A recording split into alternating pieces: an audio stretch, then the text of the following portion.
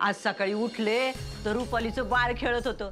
बया इतकं भारी खेळत होतं की असं वाटलं कुणाची बाळाला आणि बाळाच्या आईला नजर नको लागायला. नाही लागणार म्हणे. असल्या वाईट नजरेचं कोण नाही राहत इकडं. अगं रुक्मिणी, पहिली गोष्ट वेगळी होती आणि आत्ताची गोष्ट वेगळी हाय. अप्पे तुझी चाचणी झाली का ग? हो सरकार, झाली, व्यवस्थित झाली. आपे आवडलं का तुझं? हो दवाखान्यात जायचंय. हो, निघूया. आज लगेच रिझल्ट आहे का? हो भाऊजी. अरे वा, मग रिझल्ट लागल्या तू तर काय एकदम कामाला जायला मोकळीच झालीस की बघ. हा तर बघू. मी आलेच, मी फाईल घेऊन येते. लवकर ये. दादा दवाखान्यात चाललोच आहे तर बाळाला ताब्यात घेण्यासाठीचा रजिस्ट्रेशन फॉर्म घेऊन येतो. तेवढा भरून टाकू आपण, म्हणजे पुढच्या गोष्टी करता येतील ना आपल्याला. कसला फॉर्म रे? अहो आता कलेक्टर मॅडमनीच ठरवलंय ना बाळाला दत्तकच घ्यायचं. मग त्याचा फार्म असेल तो. तिने ठरवले असं नाही, मला पण वाटतंय तसंच करावं. म्हणजे जे काय ते लिगली करू. पण मग तपासणीला घरी येणार माणसं आणि सगळी चौकशी करणार. हो काकी. बरं ते फॉर्म भरल्यावर किती दिवसात लोक पाहण्यासाठी येतात घरात? ते विचारायला लागेल बरं का सरकार. बघू घेतो माहिती मी. सरकार, ते कधी आले तरी वहिनी बऱ्या होणार आहेत का? सुजय, अरे असं कशाला बोलतोयस? नाही हा सुजा, तिच्यात सुधारणा आहे बरं. हा आणि अर्जुन, आता जी काय माहिती मिळवायची ना ती नीट विचारपूस करून मिळव बर का. नाही तर आधीच त्या बाळाची नोंद करून माती खाल्ली असतो. आणि काय बी आता निर्णय घ्यायचा असेल ना तर पहिलं स्वप्नीलला विचारायचं, कारण ते बाळ रुपाली आणि स्वप्नीलचं आहे. त्यांना न विचारता निर्णय घेणं म्हणजे बरं वाटत नाही ना, असं वाटतंय मला. नाही, मी दादाला तेच विचारत होतो, पण दादा काहीच बोलला नाही. दादा आणू ना फॉर्म.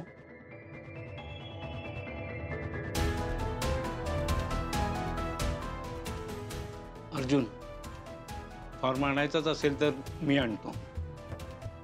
मला बाळाच्या बाबतीत अपर्णा, तुझी आणि अर्जुनची कसलीच मदत नको या ठिकाणी. जेवढी मदत करायची होती तेवढी तुम्ही केलीच. अर्जुन, निघूया का?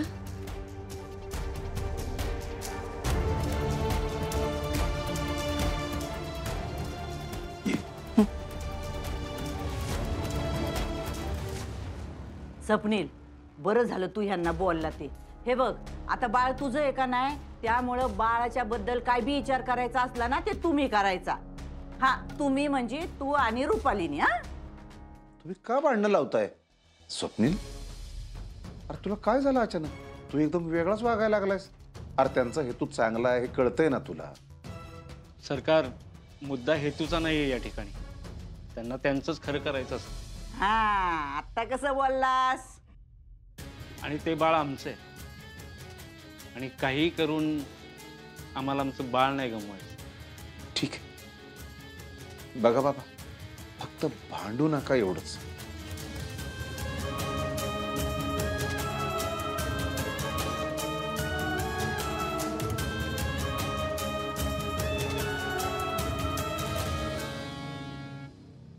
सरकार,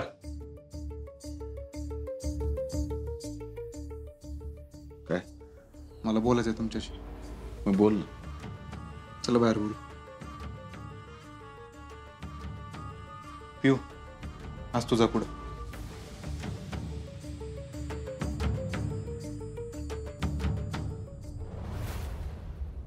काय रे, काय झालं?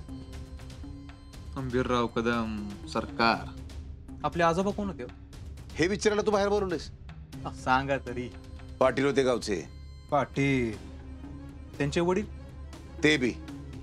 काय मुद्दा काय तुझा? आणि आता अशा घरात कोण येणार? एक रस्त्यावर सापडलेलं पोर. हा कोण कुठलं ते पोर देवळात सापडलेलं, त्याचे आईबाप कोणीच माहीत नाही. ते कसं जन्मलं तेही माहीत नाही. एखाद्या चांगल्या घरात जन्माला आला असता ना ते, तर असं देवळात सापडलं नसतं. काय म्हणायचं काय तुला? त्या पोराला आपण दत्तक घेतलं नाही पाहिजे, बस. तुझ्या रुपालीचा आणि स्वप्नीलचा विचार कर जरा. मी काय बोलतो त्याचा तुम्ही नीट विचार करा सरकार. हा कोण कुठलं ते पोर आपल्या घरात येणार का? ते कदमांचं नाव लावणार, तुमचा वंश पुढं ते चालवणार. काय संबंध त्याचा? सुजा, तुझं म्हणणं चुकीचं आहे असं अजिबात नाही बरं का. तीच म्हणतोय सरकार मी. या दादा वहिनीला घरात दुसऱ्या कोणाला सांगून काहीच उपयोग नाही. तुम्ही नीट समजून घ्या सरकार. आज मी बाहेर गेलो ना तर सरकारांचा मुलगा म्हणून ओळखतात मला. सुजा, अरे एवढं सोपं नाही ते आता. फार कामात नाही गेला राव तुम्ही. का गेलो माहिती आहे ना? मग ह्योच मौका आहे तुमच्याकडं. सगळ्यांना जाऊन ठणकावून सांगा त्या उकिरड्यावर पडलेल्या पोराला कदम घराचं नाव लागणार नाही. कदम घराण्याची इज्जत धुळीला मिळणार नाही. ठीक आहे, बघतो मी. बघा सरकार, या झोल्यावर बसून तुम्ही हंबीरराव कदम म्हणत मिशीला ताव मारायचा. तुम्ही सरकार आत हे विसरला असाल हो. मी नाही विसरलो. ते बाळ घरात आलं तरी चालेल, पण त्याला आपलं नाव, आपली संपत्ती द्यायला माझा विरोध. मी सांगितलं नाही असं म्हणू नका. आत्ताच सांगतोय मी तुम्हाला. आणि तुम्ही ऐकलं नाही ना, मी घरात सगळ्यांना सांगेन. येऊ का?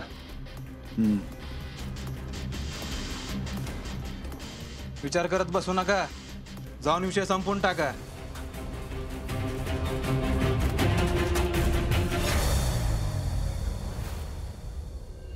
अपर्णाजी, तुम्ही आधी आमच्याशी जे बोललात त्यावरून तुम्ही खंबीर आणि लढाऊ वृत्तीच्या आहात हे तर आम्ही समजलंच होतो.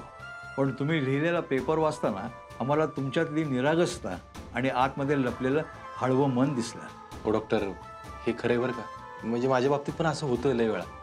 म्हणजे मला ती एकाच वेळी ना खमकी पण वाटते, प्रेमळ पण वाटते. म्हणजे मलाच कळत नाही. खरंच त्या तशा आहेतच. पण पण काय डॉक्टर, काय अडचण नाही ना? अडचण वगैरे काही नाही. साध्या शब्दात सांगायचं तर त्या बाहेरून काम करणाऱ्या लढाऊ वाटत असल्या तरी त्यांच्या आतमध्ये त्यांना एक गोष्ट मात्र नक्कीच खाते. बरोबर मॅडम? हो डॉक्टर. काय आपे? आता त्यांनी त्या गोष्टी तुम्हाला सांगितल्यात की नाही मला काही माहीत नाही, पण रोज रोज त्यांना त्याच गोष्टीचा काम करताना त्रास होतो आणि त्याचा परिणाम हा त्यांच्या कामावर दिसून येतो. आपे कशाबद्दल बोलतात ते? अर्जुन, अरे बाळाबद्दलच बोलतायत की. हे बघा, हे दुःख फार मोठं आहे आणि त्यासाठी त्याला वेळ द्यायला हवा. डॉक्टर, त्याला वेळ लागणार आहे मला कळतंय, पण आत्ता ह्या टेस्टमध्ये ती पास आहे का नाही मला सांगा ना. हो हो, त्या पास आहेत. पण कलेक्टर म्हणून काम करणं, त्यासाठी झटणं, यासाठी तुम्ही नेहमी अग्रक्रमांकावर असता. पण हे सगळं करत असताना स्वतःला वाटणाऱ्या गोष्टी तुम्ही बोलत जा. अरे मोकळं होणं फार गरजेचं असतं. स्वतःच्या आतमध्ये गोष्टी साठवून ठेवल्या तर त्याचा आपल्याला फार त्रास होतो. सॉरी डॉक्टर, मी यानंतर नाही करणार असं. डॉक्टर, त्यासाठी मी काय करू शकतो का माझ्या बाजूने? म्हणजे तुम्ही त्यांच्याशी बोलत राहा, त्यांना समजून घ्या. डॉक्टर राऊत, तो हे सगळं करतोय की. अरे वा, मग मस्तच की. फक्त वेळ घ्या, घाई करू नका. एक गोष्ट लक्षात ठेवा, मानसिक जखमा आणि शारीरिक जखमा या बऱ्या होण्यात फार फरक आहे. म्हणजे डॉक्टर फरक असतो म्हणजे काय? हेच की, मानसिक जखमा ह्या आपल्याला दिसत नाहीत आणि त्यामुळे आपल्याला आपण बरं झालो हे कळत नाही. आणि एकंदरीत ही सगळी प्रोसेस खूप वेळ घेते. हो डॉक्टर, मी हे काय माझ्या डोक्यात ठेवेन. गुड. अपर्णाजी, हे तुमचं सर्टिफिकेट. तुम्ही पुन्हा कलेक्टर म्हणून जॉईन होऊ शकता. अरे वा, थँक्यू डॉक्टर. खरंच खरंच थँक्यू. अभिनंदन अपर्णा, अभिनंदन. तुम्ही जे काम करता ते अतिशय कौतुकास्पद आहे आणि तुम्ही पुन्हा जॉईन करता याचा आम्हाला आनंद होतोय. Thank you doctor. वेलकम.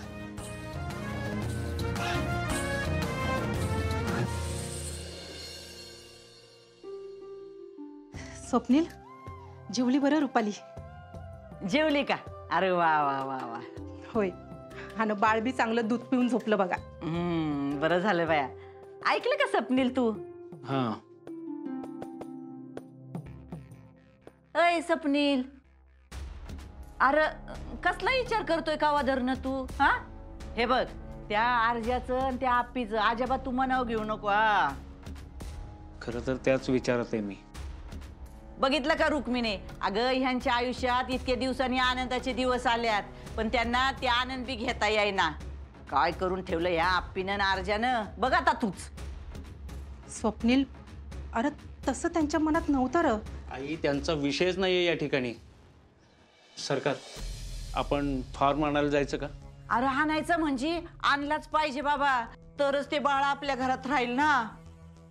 जे काय करायचं ते करा बाबांनो, फक्त ते बाळ राहिलं पाहिजे आपल्या घरात. पण जे काय करायचं ना ते तू करायचं बरं का स्वप्नीला. असं अजिबात नाही हा स्वप्नील. अरे तुला नसला ना तरी मला पूर्ण विश्वास आहे आप्पी आणि अर्जुनवर. ते नक्की काहीतरी चांगलं करतील. काय नाही अगं त्यांनी सगळं अवघड करून ठेवलंय रुक्मिणे. स्वप्नील जा बाबा ते फार्म आण आणि लवकर भरून टाक, नाहीतर दुसरं कोणीतरी फार्म भरायचं आणि त्या बाळाला घेऊन जायचं. दुसरं कोण म्हणजे? अगं रुक्मिणी तेच ना, त्या अर्जानी त्या पोलीस स्टेशनला नोंद केली ना बाळ सापडलंय म्हणून. मग आता कोण बी येईल आणि त्याला दत्तक घेऊन जाईल. अरे देवा, काय सांगतेस? हा मग म्हणून बाबा तू तो फार्म आण, भर आणि काय ते कागदपत्रांची नोंद बिंद करायची असली ना ती करून घे लवकर, म्हणजे ते बाळ आपल्या घरात राहील. हा कर बाबा कर, मग स्वप्नील लवकर कर. आई मला खरं तर टेन्शन आलंय. आता पुन्हा काही चूक झाली तर? म्हणजे बाळ तर जाईल आणि डॉक्टर पण म्हणाले होते की आता जर रुपालीला जरा जरी धक्का लागला ना तरी ती कायमची वेडी होईल. बघा म्हणूनच मी म्हणत होते की नोंद करू नका, पण ऐकलं नाही कुणी. आता तर आपण काहीच करू शकत नाही. म्हणे अगं तुला काय सुचवायचं असेल ना तर सुचव, पण भांडणं नको लावूस बाई. हा सरकार, तुम्ही का शांत आहे? आणायचा ना फॉर्म?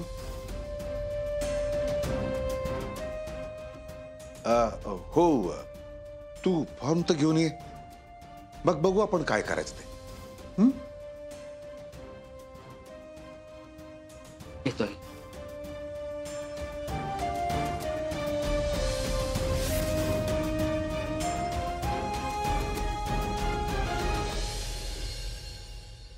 काके, वहिनी आले का सगळे? मला काहीतरी सांगायचंय. काय झालं अर्जुन? आप्पीच्या चाचणीचा निकाल लागलाय, त्यात ती पास झाली.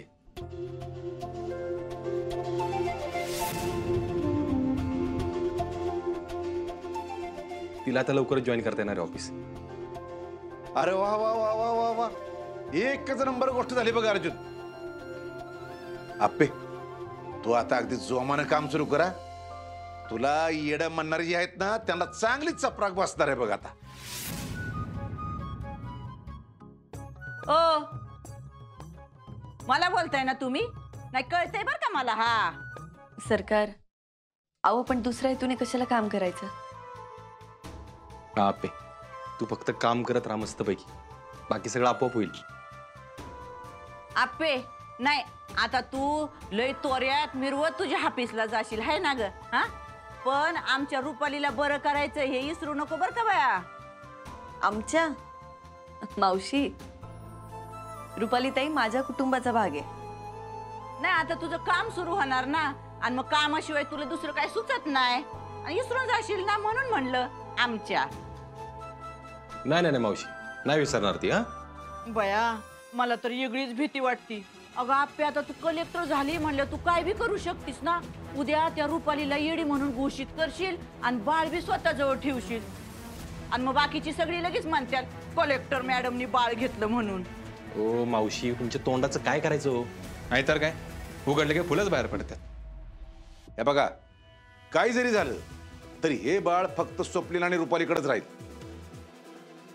आणि त्यासाठी आधी रुपालीताई बऱ्या होणार. बघ बाया, नाही तर फुकट उगतच काय. मावशी, तुम्ही काय पण बोलू नका आता. थांबा जरा, ते ऐकून घ्या ती काय म्हणते ते. हा आप्पे, आम्ही कसं कसं काय काय करायचं ते तू सांग. होय, होईल ती मदत करू आम्ही. आपण आधी ना ताईंची प्रतिक्रिया बघूया. हा, मग त्यानंतर हळूहळू कामाला सुरुवात करू. आणि आपण सगळ्यांनी मिळून केलं ना तर ताई लवकरात लवकर बरे होतील. मी फॉर्म आणलाय.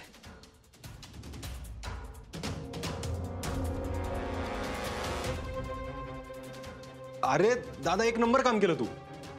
वा दादा वा, म्हणजे हे बाळ पण कदम होणार, म्हणजे हंबीरराव कदमांचा सरकारांचा नातू.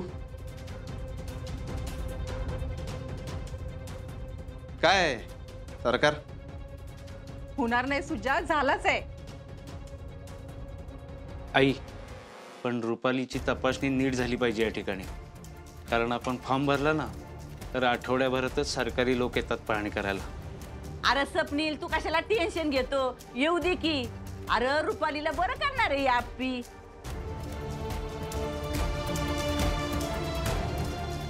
ए आप्पे, हां आता गो बाया, तू का गप बसली होय?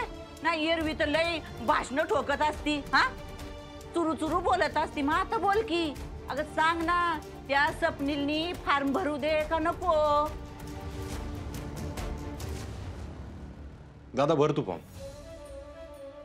अर्जुन, अरे एकच आठवडा आहे. घ्या, बघितलं ना सगळ्यांनी. हा, नाही ह्यांनीच भरी पाडलं होतं बरं का स्वप्नीलला फॉर्म घे म्हणून. आणि आता कसे हात वर करतात बघा. ओ मावशी, कोण हातबीत वर करत नाही, कळलं का? दादा तू भर फॉर्म बिंदस. हे बघ, तुझ्यावर ही वेळ माझ्यामुळे आली ना. मी जबाबदारी घेतो, तुझ्यापासून ते बाळ लांब जाणार नाही म्हणजे नाही. आपण सगळे मिळून प्रयत्न करू ना, पण ते बाळ ह्याच घरात आणू. दादा तू भर फॉर्म. बघ स्वप्नील, मी म्हणलेलं ना तुला, माझा विश्वास आहे म्हणून. ठीक आहे, भरतो मी फॉर्म.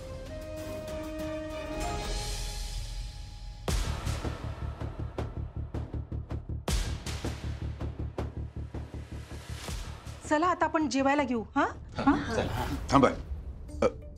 स्वप्नील, मला काय वाटतं की हा फॉर्म एवढ्यात नको भरायला. आता ग बाया, तुम्हाला काय झालं आता? अरे आधी रुपालीला बोलून तर बघा, तिची परिस्थिती काय आहे ते बघा. नाहीतर आपण फॉर्म भरायचो आणि तिची तयारी नसायची. हां, सरकार बरोबर बोलतायत. हां ठीक आहे, मग आपण आधी अंदाज घेऊया आणि मग फॉर्म भरू असं.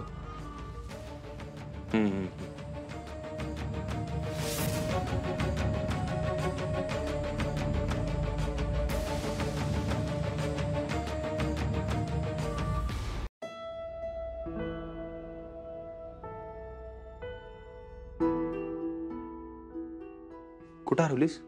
आठवत होते सगळंच. सगळं म्हणजे? अरे म्हणजे एवढं जे काही झालंय ते सगळं आठवत होते. आपलं बाळ, मग आणि आता हे डॉक्टरांनी दिलेलं सर्टिफिकेट.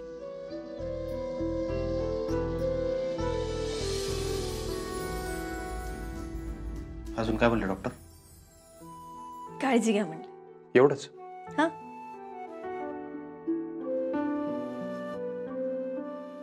काय झालंय? काय लपवते? अर्जुन अरे हे बघ अप्पे, मी तुझ्यावर चिडत असेल, रागवत असेल, पण माझा लय जीव आहे का तुझ्यावर. अर्जुन अरे ते आईबद्दल. आईबद्दल बोलत होते का डॉक्टर? आईच्या आणि बाळाच्या नात्याबद्दल बोलत असतील ना? त्यांना जास्त माहिती ना तुला काय वाटत असेल ते. हे सगळं मला कळायला पाहिजे होतं, पण मी काय केलं? चिडचिड. अर्जुन हे बघ, तुझ्या जागी मी असते तर मी पण असंच केलं असतं. आपे माझी पण आई लवकर गेली, मला पण आठवण येते तिची लय सारखी. आता बघ कितीला जाऊन 15-16 वर्ष झाले तरी मला सगळ्या गोष्टी आठवतात. काय काय आठवतं? सगळंच आठवतं आईबद्दल.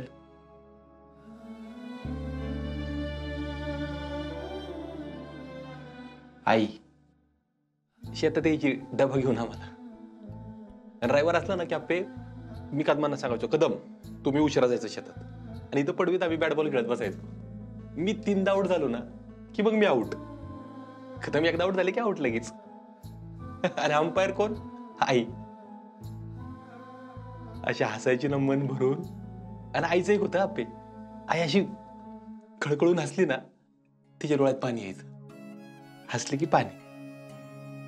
आजारी होती ना दवाखान्यात, अर्जुन मी बघायला गेलो होतो तेव्हा पण दवाखान्यात बेडवर झोपली होती, पण चेहरा हसरा आणि डोळ्यात पाणी. मी हॉस्टेलला चाललो होतो ना तर मला बोलले, अर्जा बिंदास जा हॉस्टेलला, अजिबात घाबरायचं नाही, तुझा बाप आणि सरकार मला काय नाही होऊन देणार. अर्जुनच्या आईच्या मृत्यूला एक प्रकारे मीच कारणीभूत आहे. ऐ अप्पी, मला कळतंय तुला आपल्या बाळाची आठवण येत असेल, मला पण येतेच की.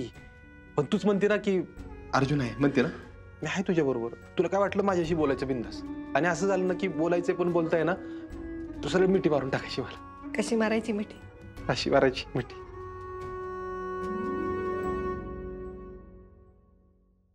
अर्जुन सॉरी रे, खूप मोठी गोष्ट मला तुझ्यापासून लपवायला लागली, पण तू समजून घेशील.